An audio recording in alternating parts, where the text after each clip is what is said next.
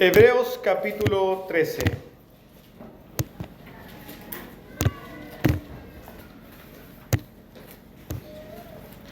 Vamos a leer desde el versículo 7 al versículo 16. Hebreos capítulo 13, versículo 7 al 16.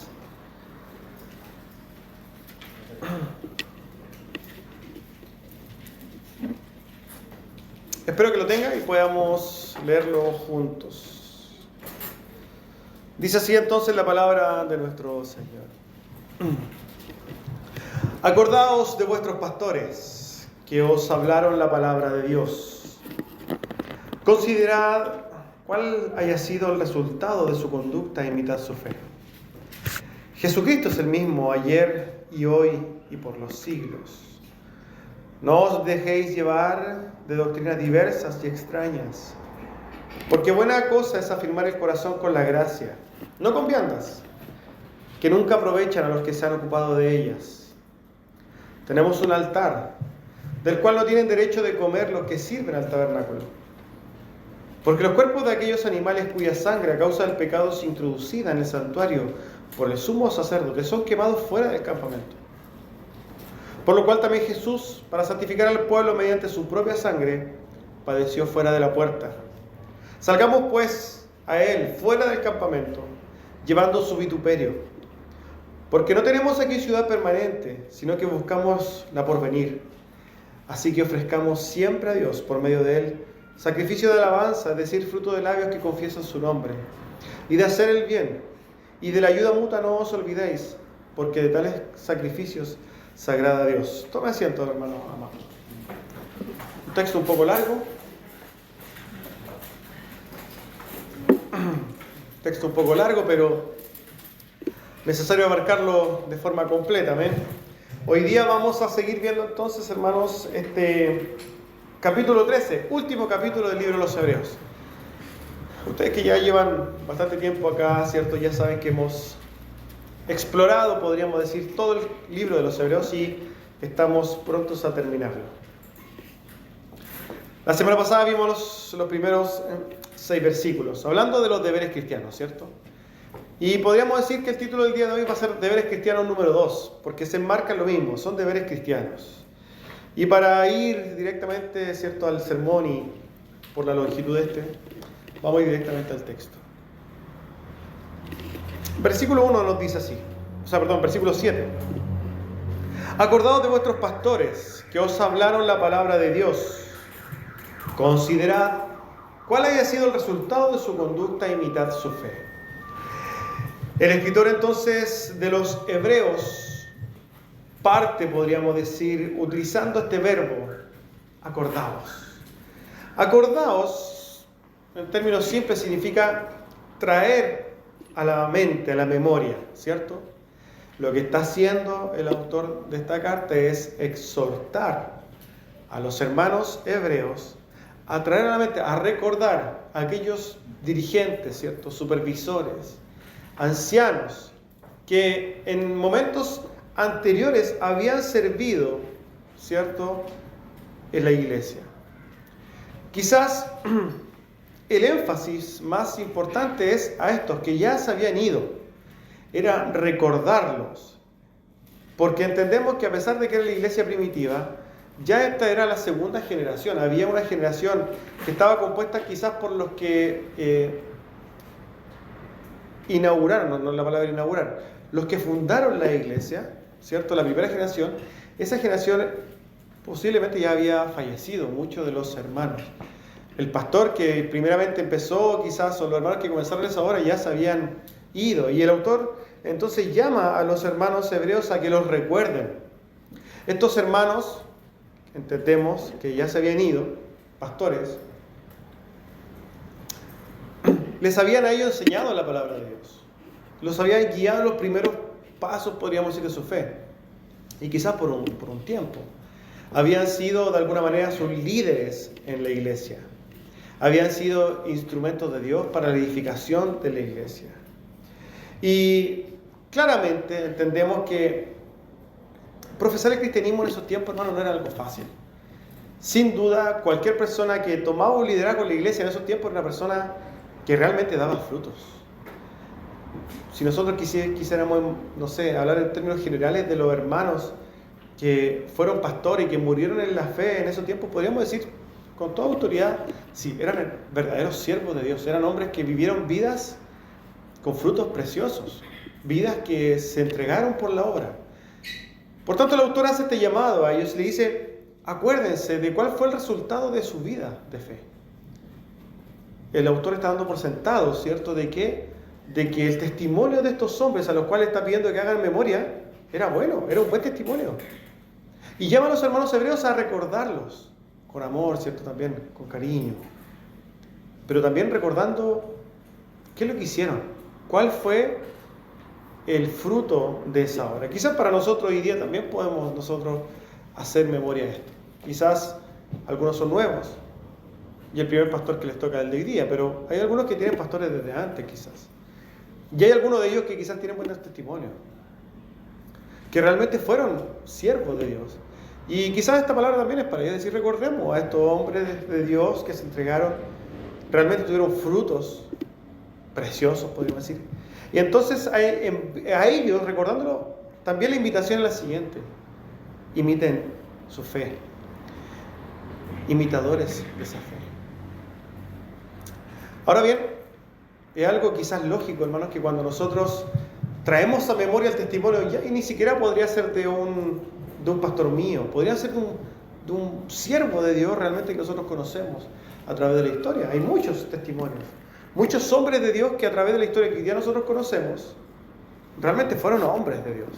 Y nosotros podríamos ver sus testimonios y recordar qué es lo que hicieron. Quizás nos contaron, quizás leímos su historia, y podemos recordar eso y decir, sí, estos hombres son ejemplos. Y quizás sería bueno también que nosotros seamos imitadores de ellos. ¿Quién no quiere ser como Charles Spurgeon, por ejemplo? Quizás todos quisiéramos tener la vida del hermano Charles. Pero ese es un ejemplo. Hay tantos hermanos que realmente dieron su vida también por el Evangelio. ¿Cuántos miramos con mucho cariño, con mucho amor, a pesar que no conocemos a John Hus, ¿cierto? Que lo admiramos por su valentía. Hay una serie de hermanos que para nosotros podían ser testimonio, o sea, pueden ser ejemplos y nosotros ser imitadores de ellos. Y esto por otro lado nos lleva a ver otra cosa, que cuando nosotros queremos ser imitadores de ellos, obviamente vamos a tener que compararnos con ellos. Y aquí es la parte fome, porque generalmente cuando nosotros nos comparamos con ellos, con sus vidas, con sus testimonios, nos damos cuenta de que realmente nos falta mucho, demasiado, estamos muy lejos. Pero quizás era el mismo, digamos, podríamos decir, el mismo escenario en el que estaban los hermanos hebreos.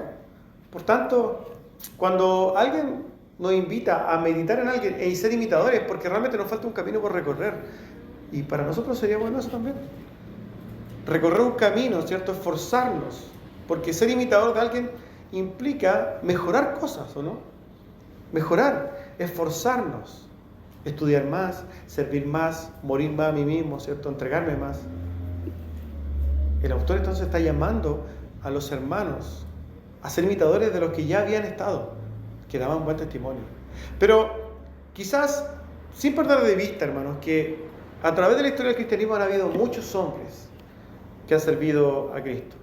Muchos buenos ejemplos, ciertamente, sin duda. Pero el hombre pasa por la vida de ratito, es un ratito el que estamos acá. Muchos hombres han muerto, ¿cierto?, durante la era cristiana, muchos.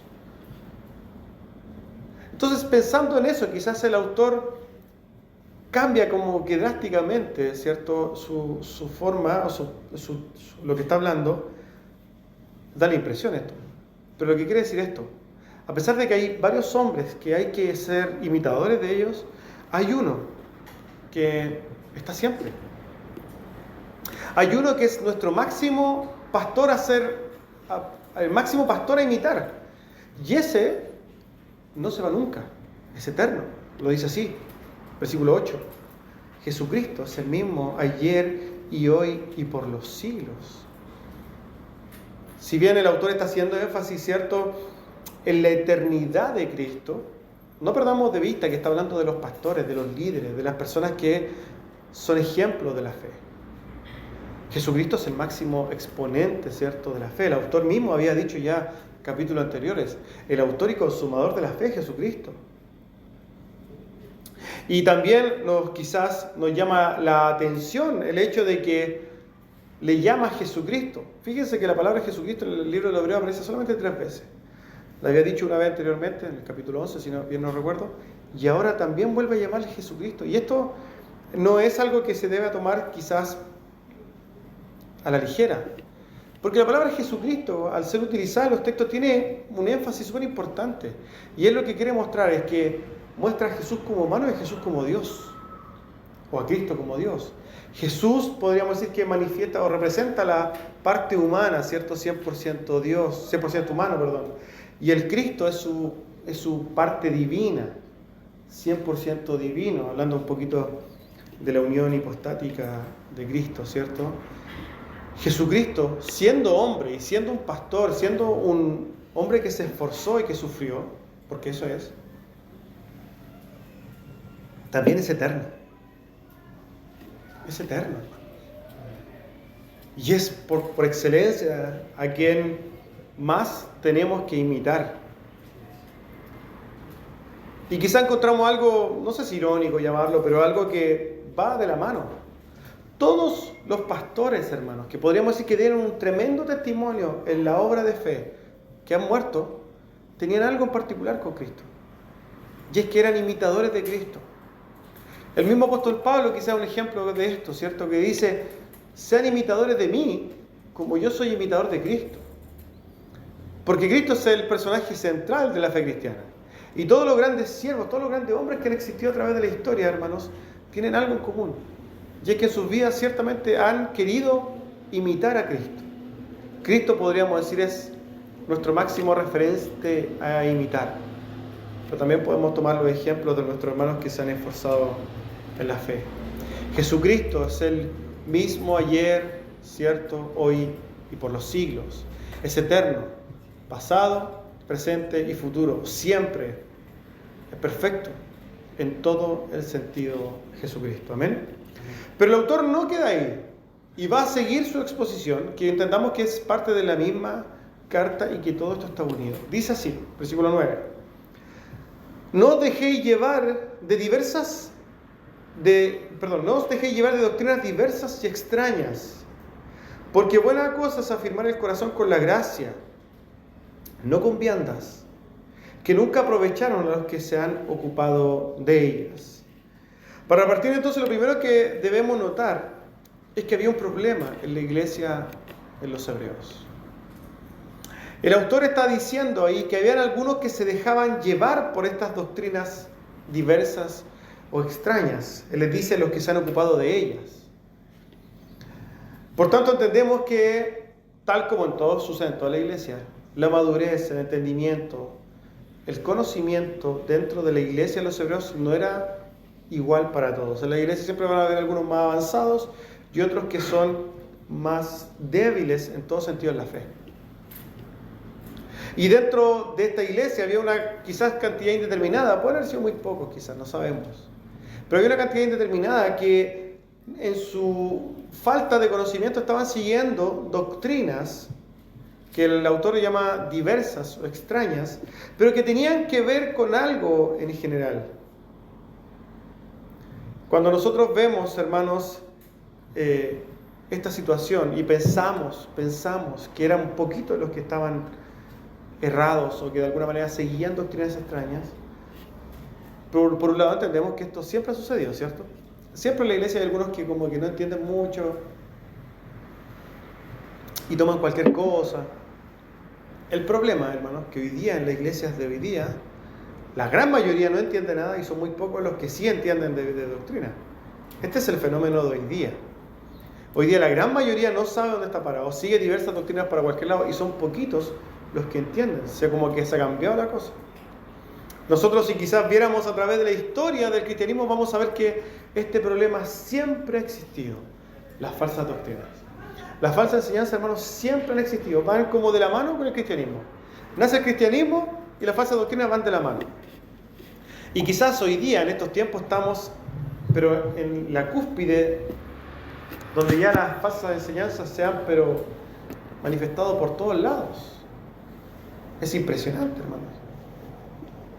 Quizás si quisiéramos ver cuáles son los peores enemigos, podríamos decir, de la doctrina bíblica en la historia. Una es todo lo que tenga que ver con las doctrinas antropocéntricas, que son muchas, donde ponen al hombre como centro de la Escritura. Y quizás otra que le ha hecho más daño también a la fe bíblica es la teología dispensacional. Dos grupos diferentes, ¿cierto?, de falsas enseñanzas. Ahora bien, el autor está hablando de una falsa enseñanza en particular. Y podemos notarlo por lo que dice cuando habla de las viandas. Está hablando de las comidas, ¿cierto? El autor está entonces haciendo énfasis en una enseñanza que por lo demás es antropocéntrica y que tiene que ver con salvación por obras, a través de cumplir o no cumplir con leyes alimenticias, ¿cierto? Para nosotros quizás no tiene mucho sentido, pero hermanos, tenemos que recordar que los que estaban recepcionando esta carta eran hebreos, que estaban realmente relacionados con las leyes mosaicas y por tanto con leyes de alimentación. Y lo que podemos de alguna manera notar es que aquí había un problema en la iglesia de los hebreos, y es que algunos de los hebreos estaban siguiendo, ¿cierto?, reglas de alimentación y estaban de alguna manera cambiándolos por la gracia. Y el autor dice esto, lo dice así: buena cosa es afirmar el corazón con la gracia, no por alimentos. Claramente hay una diferencia sustancial, hay una cosa que son, podríamos decir, contrarias. Obras, comer ciertas cosas son obras. Por el otro lado está la gracia. Comer cosas son méritos. La gracia es un regalo. Y son cosas que son, podríamos decir, mutuamente excluyentes. No pueden ser las dos cosas. El autor, ¿cierto?, del libro de los Romanos, el apóstol Pablo lo dice de esta manera: y si por gracia ya no es por obra, de otra manera la gracia ya no es gracia, y si por obras ya no es gracia, de otra manera la obra ya no es obra. Hay una cosa que es irreconciliable. Y el autor de Hebreos dice así en el versículo 10: tenemos un altar, del cual no tienen derecho de comer los que sirven en el tabernáculo. Siguiendo la misma línea, los receptores de esta carta eran hebreos. Palabras como el tabernáculo, no sé, la tienda, ¿cierto?, el altar, para ellos eran cosas regulares. La ley, hablar de la ley para ellos eran cosas de todos los días. Quizás, si un cristiano hoy día nominal escucha altar o tabernáculo, ni siquiera entiende a qué se hace referencia, pero para los hebreos estas eran cosas que se familiarizaban completamente. Y cuando habla del altar, hermano, no está hablando de un altar, y aquí está hablando un poquito, hay que aclarar, el autor está hablando de una forma figurativa. Cuando él dice tenemos un altar, está haciendo referencia a que tenemos una cruz. Él se está incorporando con los hermanos, dice tenemos nosotros, los creyentes, tenemos un altar, pero ese altar es la cruz de Cristo. Nosotros tenemos, podríamos decir, la redención de Cristo, el perdón de Cristo, la salvación en Cristo.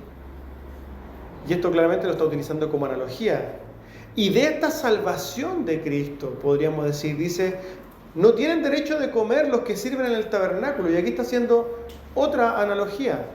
¿Quiénes son los que sirven en el tabernáculo? Esto representa a los que viven en la ley. El autor está comparando directamente, hermanos, la gracia de Dios, la cruz, que aquí él le dice altar, con la ley de Moisés y los que sirven en la ley de Moisés. Nosotros, los cristianos, tenemos un altar que es la cruz de Cristo, tenemos la gracia. Y a esa gracia, a esa cruz, no pueden ir, y esto es lo que está diciendo, no pueden ir los que están sirviendo en el tabernáculo, no pueden ir los que están viviendo, ¿cierto?, en el monte Sinaí, como lo dijimos en un momento, no pueden ir los que están viviendo por obras. Nadie que esté viviendo en obras, ya sean comidas, ya sea siguiendo la ley de Moisés al pie de la letra, nadie puede ir a la cruz si es que no se despoja de sus obras. Eso es lo que está diciendo el autor. Y fíjense entonces, si nosotros redondeamos todo esto, lo que está diciendo el autor, de lo que ya hemos leído ahí, es que cuando nosotros vemos a Jesucristo, ¿cierto? Nuestro pastor, nuestro eterno, nuestro Señor, nuestro Dios, este Dios, este Jesucristo se ha encargado, hermanos, de darnos a nosotros seguridad total de salvación. Y por tanto, debemos despojarnos de esta ley, de estas leyes alimenticias, de estas leyes o de estas pretensiones de que nosotros a través de obras podemos alcanzarle. Es imposible. Si usted quiere hacer obras, usted está siendo parte del pueblo de Israel que sigue la ley de Moisés. Así es. Si usted hace obras para salvarse, lo que está haciendo es retroceder en el tiempo e irse al monte Sinaí. Y usted, por tanto, no puede ir a la cruz de Cristo. Para ir a la cruz de Cristo, hermanos, debemos despojarnos de toda pretensión de obras. Es Cristo el que ha dado a nosotros una salvación. Y el autor dice entonces, llama a los hermanos a descansar, ¿cierto?, en la gracia de Dios. Afirmar nuestros corazones en la gracia de Dios. El autor continúa hablando quizás, y para aclararle esto a los hermanos hebreos, versículo 11. Porque los cuerpos de aquellos animales cuya sangre a causa del pecado es introducida en el santuario por el sumo sacerdote son quemados fuera del campamento. El autor está haciendo referencia clara al día de la expiación. En términos quizás simples y totalmente abreviados, hermanos, vamos a contar un poco lo que sucedía en el día de la expiación. Recordamos que el día de la expiación era un día particular, una vez cada un año, que se daba en el tabernáculo, que estaba en el desierto. Era una ceremonia, ¿cierto?, donde el sumo sacerdote hacía expiación, hacía sacrificios por los pecados del pueblo, ¿cierto?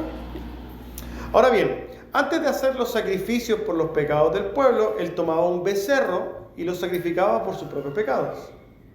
Después tomaba 2 machos cabríos. Un macho cabrío también lo sacrificaba para presentar sacrificio por los pecados del pueblo. Pero el otro macho cabrío se oraba por él y se mandaba al desierto, ¿cierto? Simbolizando, ¿cierto?, que los pecados iban fuera del campamento, ¿cierto? Eso nosotros lo sabemos. Ahora bien, después de que rociaba el arca del pacto con la sangre, hacía todo su ritual, podríamos decir, toda su ceremonia de la expiación, ¿qué pasaba con los restos del becerro que él había sacrificado con su familia y con el macho cabrío que había sacrificado por los pecados del pueblo? Esos restos se tomaban y se llevaban también fuera del campamento. Y fuera del campamento se quemaban. Esto es lo que está diciendo el autor. Estos restos se llevaban fuera. ¿Por qué? Porque se entendía que estaban también cargados por el pecado que le había sido impuesto. Por tanto, iban a ser consumidos, podríamos decir, fuera del campamento. Y esto, hermanos, tiene mucho que ver con lo que estamos hablando. ¿Por qué? Porque el autor va a unir este rito de la expiación, con lo que hizo Jesucristo en la cruz. Versículo 12. Por lo cual también Jesús, para santificar al pueblo mediante su propia sangre, padeció fuera de la puerta. Si vemos, hermanos, los 2 últimos versículos, podemos comprobar claramente que la alusión al día de la expiación está totalmente relacionada con lo que está hablando el autor ahí en el sacrificio expiatorio de Cristo. Pero por lo demás, también es evidente la superioridad del sacrificio de Cristo. Sin, hermanos, perder la visión general de lo que el autor está diciendo, tenemos que recordar que el autor está diciendo, hermanos, afirmen sus corazones en la gracia de Dios. Le está diciendo a los hebreos, hermanos hebreos, quizás esto parafraseando, hermanos hebreos, ustedes están tan relacionados con el día de la expiación. En el día de la expiación sucedía esto, y perdonaba los pecados del pueblo. Cristo lo hizo de una manera totalmente superior, y lo hizo de la misma manera. Por tanto, por favor, olvídense de andar haciendo obras, particularmente restringiéndose de comidas, pensando que con eso van a agradar a Dios. Y aquí está el punto importante. A Dios no se le agrada siguiendo las leyes alimenticias. Hay otros sacrificios que sí le agradan a Dios. Y esta es la explicación que el autor está dando. Fíjense que como Cristo murió, ¿cierto? Nosotros sabemos que cuando Cristo fue crucificado, ¿dónde fue llevado? Afuera del campamento. Y fíjense que podríamos decir, esta ceremonia de sacar los restos de los animales y quemarlos afuera, era básicamente porque lo que simbolizaba era sacar la maldad, el pecado de entre el pueblo. ¿Ya? ¿Qué pasaba cuando alguien blasfemaba en Israel y lo iban a apedrear? ¿Lo apedreaban ahí o lo sacaban? Lo sacaban. ¿Qué pasaba con el inmundo? Tenía que salir del pueblo. ¿Qué pasaba con el que tenía lepra, cierto? Era sacado del pueblo. Esta cosa que es bien figurativa dice algo y muestra también, como podríamos decir, tipología lo que hace Cristo. Cristo, cuando es crucificado, es sacado de Jerusalén y es crucificado fuera de Jerusalén. Por tanto, vemos, hermanos, que todo esto, todo lo que sucedía, apuntaba ciertamente al sacrificio perfecto de Cristo. El sacrificio de Cristo, podría decir, cumplió todo. Y el autor, entendiendo eso y con eso en mente, va a decir lo siguiente. Versículos 13 y 14. Salgamos, pues, a Él, a Cristo, fuera del campamento, llevando su vituperio. Porque no tenemos aquí ciudad permanente, dice, sino que buscamos la porvenir.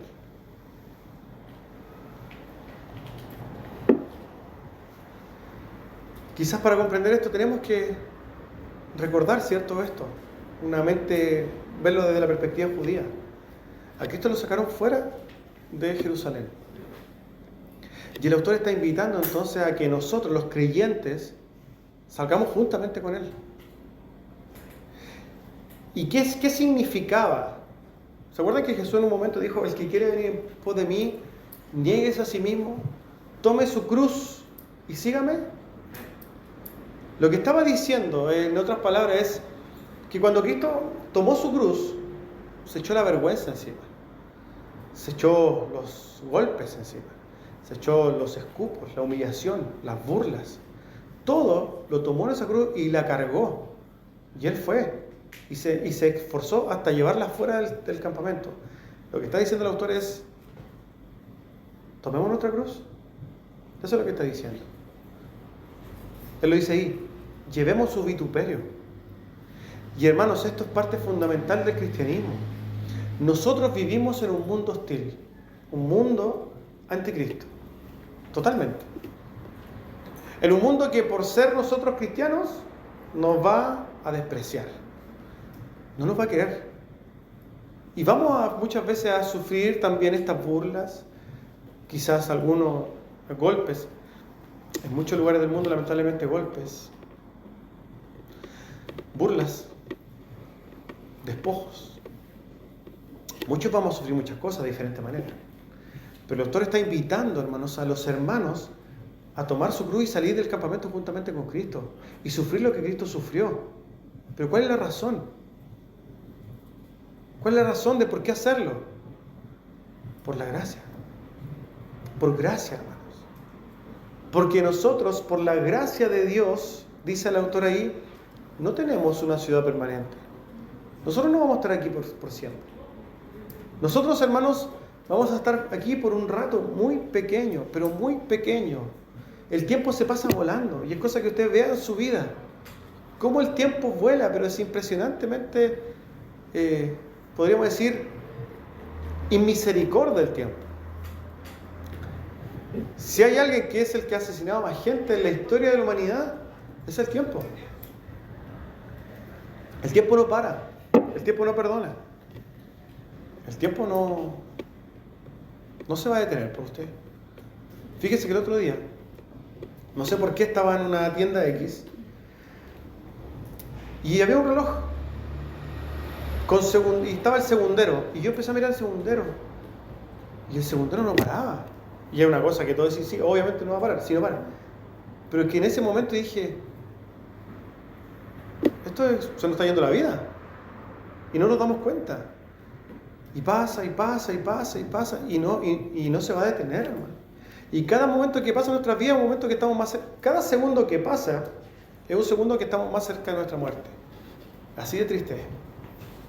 Cada segundo que pasa en nuestra vida nos vamos acercando a morirnos. Y esa es la verdad de las cosas. Ayer nos juntamos con un hermano, con un compañero de la media nuestro. Y recordábamos las cosas que pasábamos en la media. Me encontré con un profesor de la media. Y uno recuerda la media con cariño, dice, esto fue hace unos 2, 3 años. Y no. Miro para atrás y fueron 20 años que pasaron desde que salí de liceo. 20 años, hermanos. Y no me pregunte, pero se pasaron 20 años así, volando.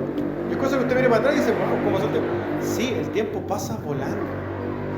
El tiempo es un suspiro. Eso es lo que es el tiempo. Y lo que dice el autor es muy claro.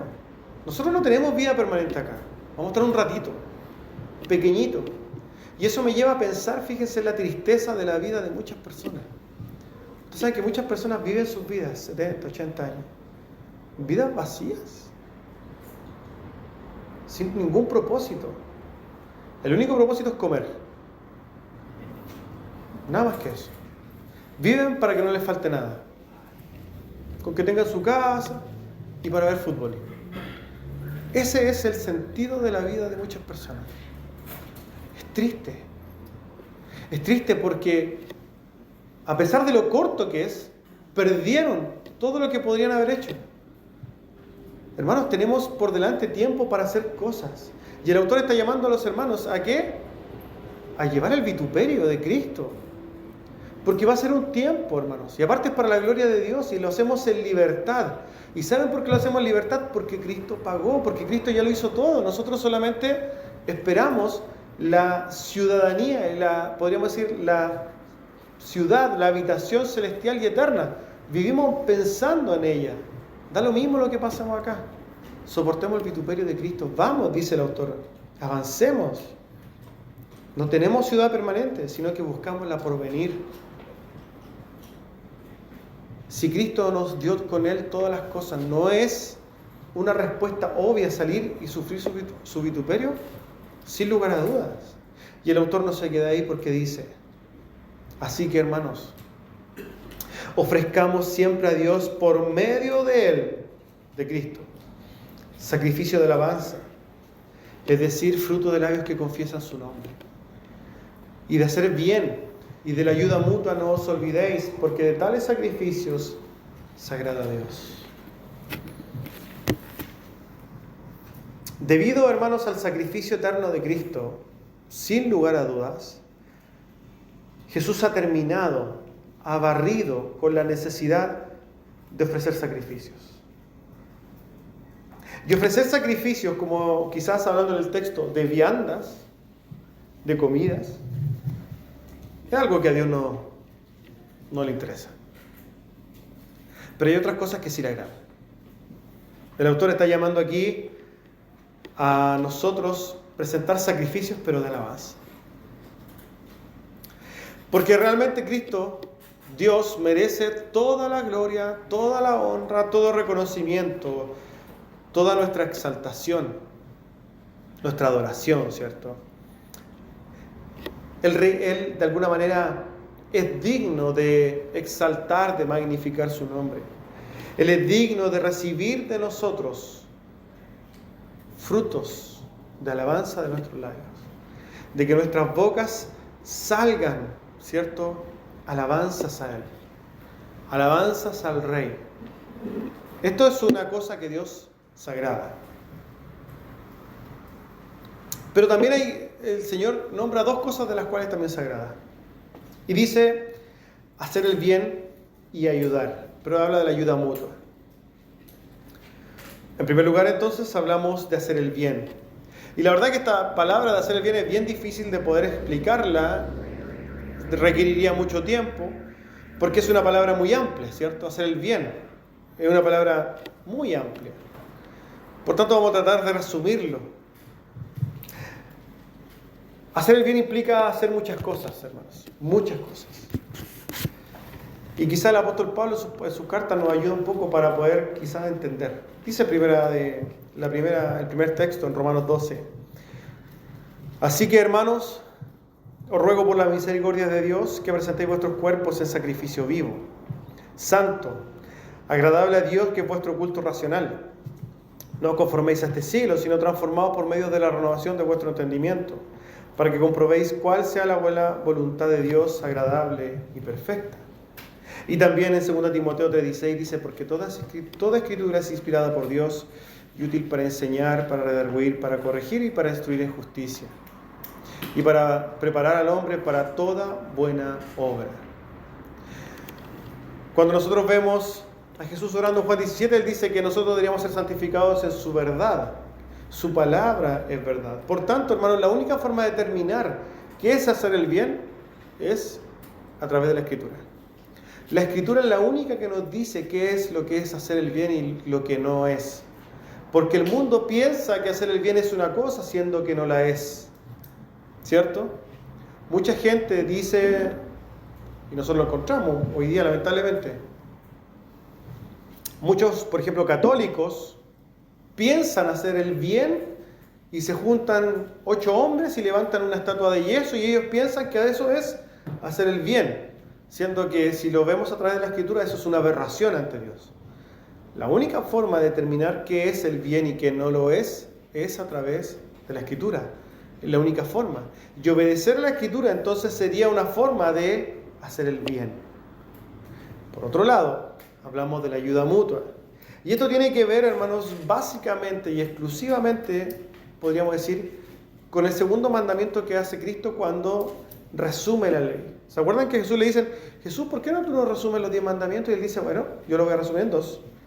Ama a tu Dios con toda la fuerza de tu corazón, con toda tu mente, con toda tu alma. Y segundo, ama a tu prójimo como a ti mismo.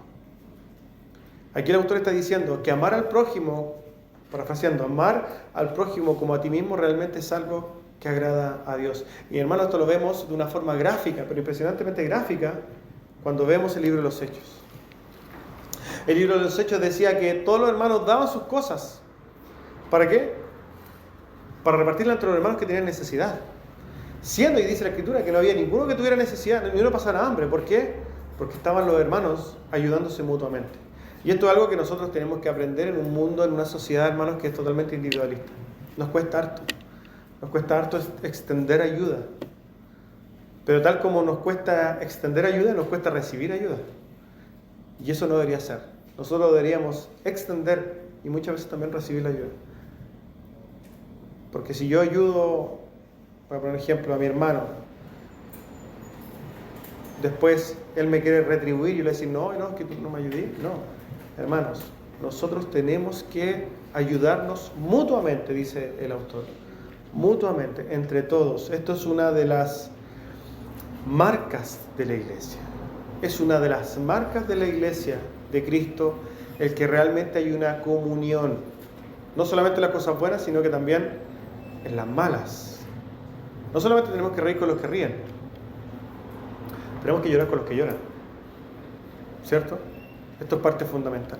Por tanto, si vemos lo que dice el autor, es que hay sacrificios que nosotros podemos hacer, hermanos, y que sí son agradables a Dios. No me voy a crucificar el día del Vía Crucis, como hacen algunos. No voy a ir pegándome látigo en la espalda, porque no son sacrificios agradables a Dios. Hay sacrificios que sí son agradables a Dios. No dejar de comer cosas, porque así no voy a agradar a Dios. Pero sí, rindiendo fruto de alabanza. Sacrificio de alabanza. Sí lo voy a hacer haciendo el bien, obedeciendo su palabra. Y sí voy a agradar a Dios amando a mis hermanos. El autor de los Hebreos ya había dicho que si usted quiere servir a Dios, ahí están sus hermanos para que usted manifieste su servicio a Dios.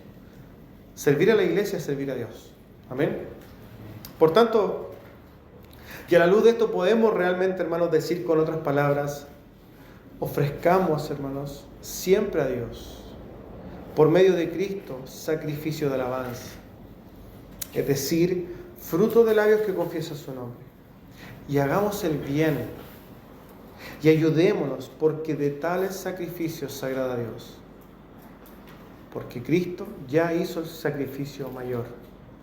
Cristo ha hecho el sacrificio que nos abre la puerta al cielo, y con eso es suficiente. Amén. Vamos a orar, hermanos.